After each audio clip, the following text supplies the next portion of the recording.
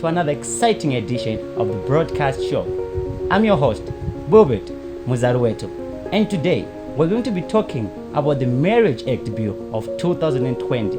According to the recently introduced Marriage Act, there is no need for you to pay bride price before the new consenting parties can register their marriages in Zimbabwe. This, however, is more significant in the traditional or the customary marriages.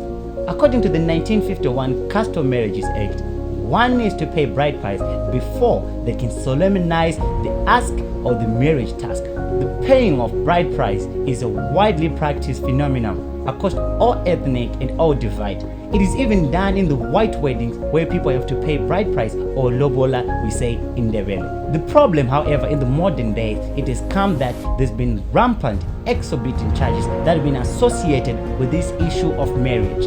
Now the government had to come outside and say it is not compulsory for one to pay marriage or to pay Lobola rather for them to seek marriage into say. However, what the government says and what is the tradition has a wide divergence. Let's take a note. It is a cultural norm. It is deep-rooted in our values that we do the payment of Lobola without it falling within the parameters of the legislature or in any pieces of legislation in Zimbabwe. It's basically the issues of tradition, values, and norms within our society. The recognition of mukwenyana, mukwasha, is a widely tied phenomena to the issue of paying Lobola or the issue of paying Roora. So for you to be seen as a real mukwasha or a real mukwenyana, you have to pay Lobola. I mean, this is according to the society which we live in Zimbabwe, or across the tribe and ethnic differences that we have in this geographical area. Our particular research had to take care to understand why this phenomenon, and we had to understood that back in the heydays, the reason for Lobola was deeply engulfed in the issue that men had to show that he's capable to look after his soon-to-be wife. However, in the modern days, the issue of gender equality, the issue of women emancipation and women independence is much a task to be involved. And now this issue is all redundant if we put all the proximities and all the variations upon on hold. However, one can say this is still part of our tradition. But do you know, tradition is not static, it is dynamic. It has to change with the cultural norms and the given times of the changing trends within a society. If we are to expunge the issue of Lobola, it wouldn't be the first nor the last of the pieces or the traditional practice that would have been retired from our society. As we all know, the issue of polygamy is one deep-rooted within our tradition and our culture, but it has been scoffed due to the issue of the negative feedbacks that it has in the modern days, the issues of transmission of several diseases, the issue of it not being modern and not being good enough, into the issues of women and the issues of feminine being at par with men in African society. However, since the issue of Lobola, Roora is much of a debatable topic in Zimbabwe, we had to find out the views, opinion, and insights of various people in the society of Zimbabwe, the elder, the youth, and the moms of these children that are associated in this whole tradition of Lobola. And below or above are some of the comments that they had to give us. I think issue Roora inongoenderana nevanhu two vari kudanana.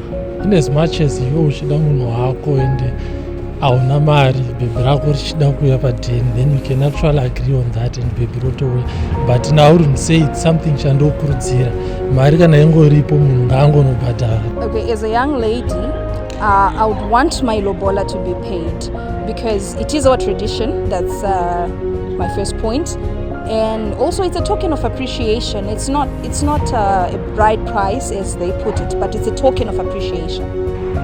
Roora yakakosha zvikuru, asi tikatarisa culture yacho, background kuti Roora rakambobva nekupi, tinoona kuti Roora kare kwai kuri kuti mwana haangoende mahara, asi hapaibviswa mazakwatira emari.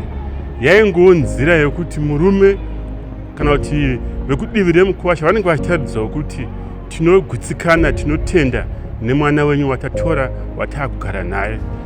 Asi chaakuzoita kuti zvinhu zvishanduke mazuva ano inyaya yekuti mukatarisa muchaona mari dzacho dzaakuchitaurwa hakusisiri kuroora, kwaakutoda kutsvaga pakupfumira pamwana chizokonzeresawo zvakare kuti mwana kwaanenge aenda haazorarami zvakanaka sezvo mari yaanenge anzi abvisirwa kunenge kwatiwo kutotengeswa saka zvinozokonzeresa bongozozo. Personally, I think Lobola has to be paid for tradition purposes. And then the second thing, what our parents of today are doing is actually wrong. They don't have to be charging so much money as compensation for how their children were brought up, how much they paid for their kids to be where they are today. I personally think a guy can just come up with any amount, since mainly the main cause for Lobola is building relations, not enriching anybody. Polygamy will be tricky for me, considering I'm a jealous woman. Secondly, there are a lot of disadvantages that comes with sharing a man, because every woman is jealous and wants that title at the end of the day. So I feel, one, there's spread of diseases. I do respect my culture very much, but I also have to look at the benefits and also the disadvantages of being in a polygamous marriage. I think a polygamous marriage causes a lot of trouble. While you have to share a husband, you also have to share your financial resources and divide the divided love. So for me, it's a no. I cannot be in a marriage where we share a husband. Above are some of the problems that are associated with the issue of Lobola in modern Zimbabwe or in our society in Zimbabwe. Number one, the issue of commoditization or monetization of the whole process.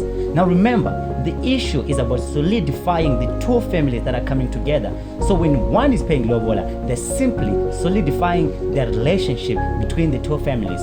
Now the trend that has been seen in Zimbabwe is that there has been an ongoing harm rather than good in the issue of paying of Lobola because of the monetization phenomena that has been taking place in the society. Number two, the issue that is mainly crippling the young people that are involved in these phenomena is the issue of the cost burden.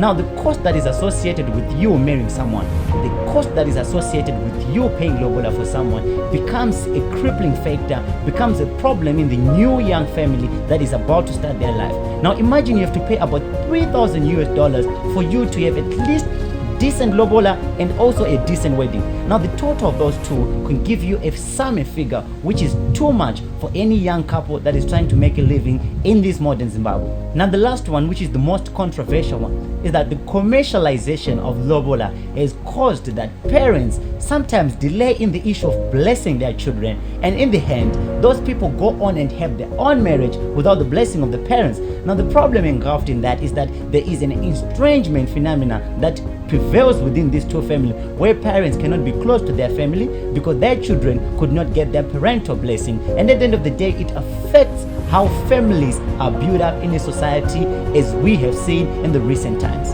The issue of Lobola, Roora in Zimbabwe is much of a big task which needed at least some societal and some public knowledge, public input in different institutions or in different societies. But however, this issue was taken up forth by the government, and then we do recommend and we do recognize the issue and the importance that they had to put in. However, we can never skip the issue of tradition. Tradition, Ubuntu, where we come from, our roots, we are deeply African, and we must practice tradition whenever it is possible to do so. It is not something that we can buy, but it is something which is within us.